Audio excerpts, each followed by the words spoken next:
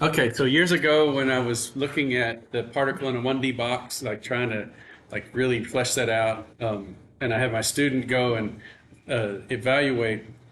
It was Victoria was her name. I said, go and look in all of the PChem books because we only used Atkins here. Then we switched to England Reed. Then we went back to Atkins. So we really only had experience with two different PChem books.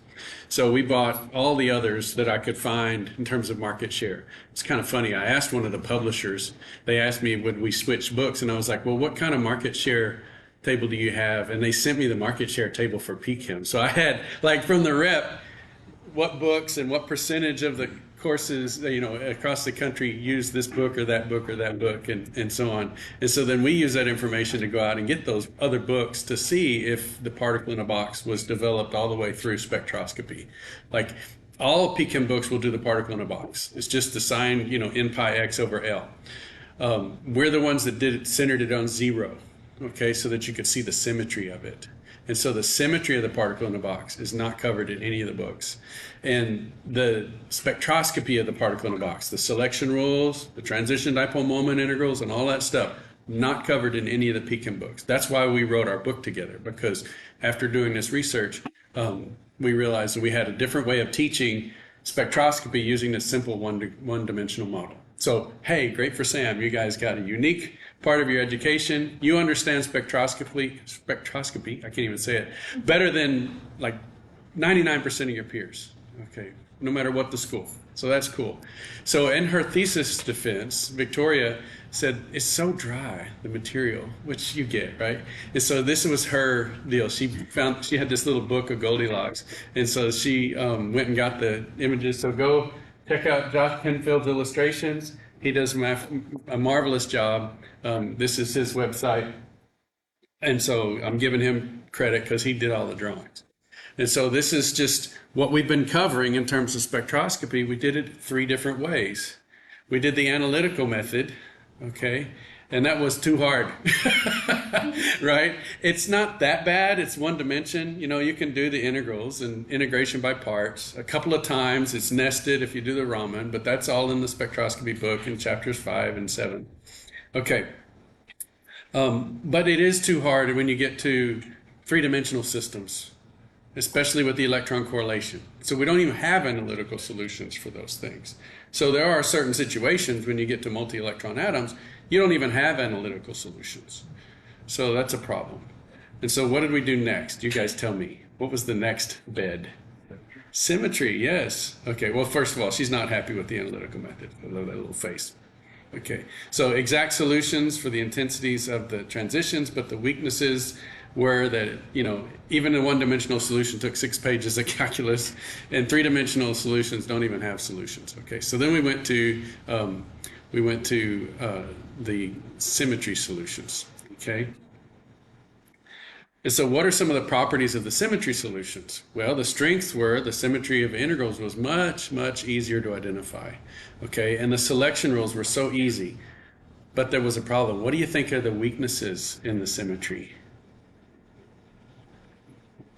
Because we pretty much did that. Now we're getting into 3-dimensional with the molecules and so on, but what do we get out of the symmetry in terms of the integrals?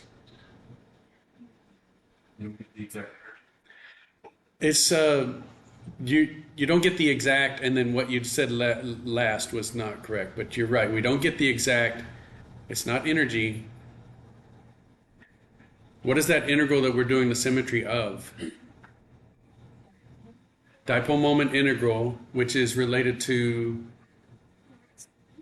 the what? It's in the spectrum. So we have the spectrum, horizontal axis and vertical axis of the spectrum, and the transition dipole moment integral is related to which one of those?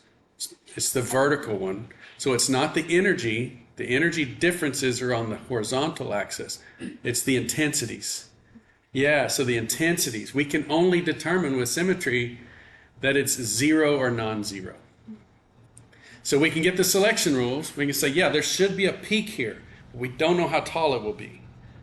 But we know if it's not allowed, there will not be a peak there. So there may be the wavelength of light here that matches the difference in energy levels, but it'll go right through the molecule or the system because it's forbidden by symmetry. So the intensity would be 0 for for that interaction. So we can get 0 or non-zero, but that's not the actual intensity values. So the symmetry solutions are too soft. And so the third option is the numerical solutions. So the strengths are, Goldilocks says it's just right, so we'll go with her recommendation. The calculus is much easier. Was it not easier to integrate in Excel? Well, y'all are about to learn that, okay? What is the integral? Do you know what the symbol for an integral is? What does it mean? What is it? It's kind of a weird shaped letter. S for sum. An integral is a sum. And in Excel, it's so easy to just sum. You can just sum. You can just integrate times delta x. So you're making basically a bar chart. You're just adding up the intensity times delta x, the intensity times delta x, and getting the area under the curve. You don't need to know any trig substitutions. You don't need to know any of that stuff. Okay. Derivatives. What is this? What is the first derivative? Slope. How do you calculate the slope? Delta y over delta x. So easy, so easy. So you can differentiate. Do it again, you get the second derivative. You can differentiate in Excel. So easy. Okay, and so that's wonderful. Calculus is much easier using tables, which is essentially what Excel is, a giant table. And then the actual intensities can be calculated.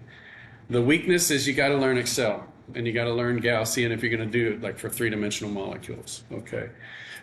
Or if you want to do this in other systems like not Excel, you could learn Mathematica. You could do this in Jupyter notebooks or a bunch of different softwares. So those are the numerical methods. And so Goldilocks likes the numerical methods. She's dreaming of her wave functions. It's funny too.